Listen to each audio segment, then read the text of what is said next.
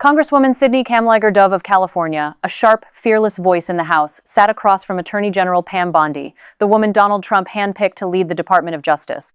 What unfolded was not a conversation between equals committed to the truth.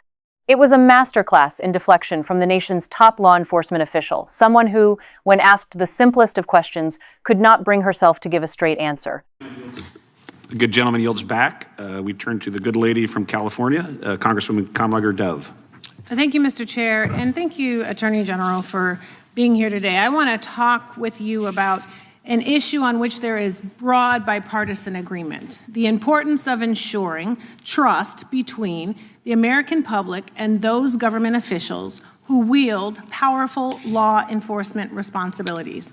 So, Attorney General, would you agree that it is important for law enforcement leaders to be honest? Of course, as well as members of Congress. Thank you. And would you include yourself as a law enforcement leader?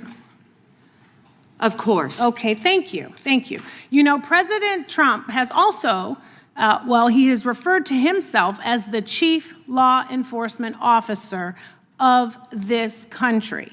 So do you believe that President Trump is honest?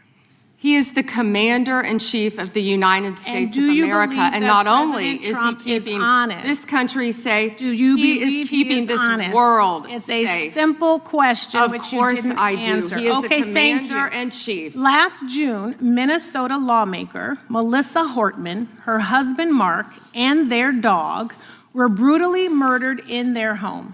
And your USA's office in Minnesota investigated this crime and obtained a 6-count indictment of the murder suspect, stating that he had intent to kill, injury, harass, and intimidate Minnesota legislators. And I have the copy right here. I read through it. Yet a few weeks ago, President Trump suggested publicly that Minnesota Governor Tim Walz was behind these murders, posting on his Truth Social account a video raising this conspiracy theory. And it wasn't true. And you know it wasn't true, or else you would not have brought an indictment against the subject. Do you know what else Trump has said? He has said he has cut gas prices by 1,400%. False. That he won the 2020 election. Actually, gas is down to $1.99 a gallon, thanks to President Trump. That he didn't know Epstein. Maybe $5 in California. It's my time, Mr. Chair. That he sent water to LA during the wildfires. False. That Governor Westmore of Maryland called him the greatest president of his lifetime. False. So many tales, too many to keep up. But I want to go back to what he said about Tim Walz. Do you agree that President Trump undermined public trust in law enforcement by suggesting that Governor Walz was involved in the Hortman murders?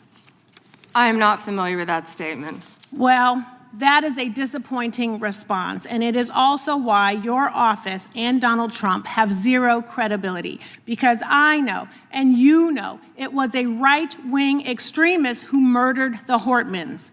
And you and the president are being dishonest with the American people. Last fall, after the horrific shooting of Charlie Kirk, President Trump was asked if there were extremists on both the left and the right. And his exact words were, "I'll tell you something that's going to get me in trouble, but I couldn't care less. The radicals on the right oftentimes are radical because they don't want to see crime. The radicals on the left are the problem, and they're vicious, and they're horrible, and they're politically savvy." Do you agree with this statement?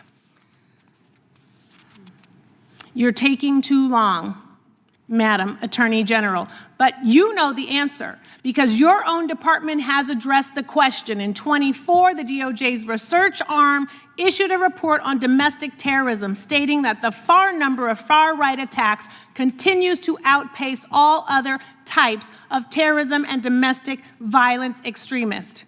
The DOJ published the report, and after the president made those comments, the DOJ took the report down. And I sent you a letter asking you a simple question. Why did the Justice Department remove the data that shows right-wing extremists have killed more innocent people than left-wing extremists? Did you refer to immigration enforcement as domestic terrorism? You should answer my question. Yes. You're on my time, but you won't. And what I am asking you to do is put the report back. Restore the data. Stop scrubbing important data from your website.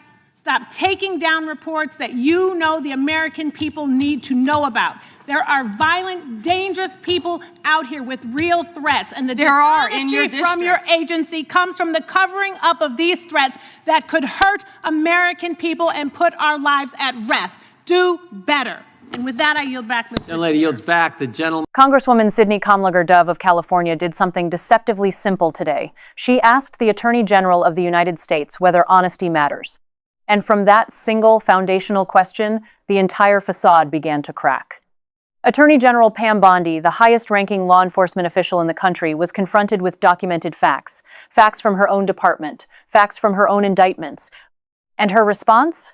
Deflection, evasion. And at one point, the now infamous words, "I am not familiar with that statement." The Attorney General of the United States claims she is not familiar with a public post made by the President of the United States on his own social media platform, accusing a sitting governor of murder. But this hearing revealed something far more dangerous than one official's selective memory. Congresswoman Kamlager-Dove exposed a pattern, a deliberate, systematic effort by this Justice Department to sanitize reality. In 2024, the DOJ's own research arm published a report confirming what security experts have warned about for years, that far-right extremist attacks continue to outpace every other form of domestic terrorism in this country. That is not opinion, that is data, exposed by the government's own analysts. And what did this administration do with that data? They buried it. They scrubbed it from the website. They made it disappear not because it was inaccurate, but because it was inconvenient. And when Congresswoman Kamlager-Dove pressed Attorney General Bondi on why the American people are being denied access to critical public safety information, Bondi didn't answer the question. Instead, she pivoted to immigration, attempting to reframe the entire conversation. But here is what cannot be changed. The Hortman family is gone. Melissa Hortman, a Minnesota lawmaker, her husband Mark, and their dog murdered by a man driven by extremist ideology. The indictment is public. The evidence is clear. And his Attorney General, the person sworn to uphold the rule of law, sat in that chair today and told a United States Congresswoman that she wasn't familiar with it.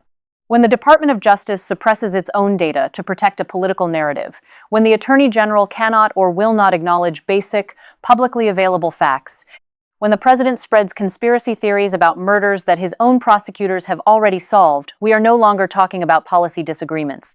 We are talking about the erosion of the very foundation that holds this republic together, truth.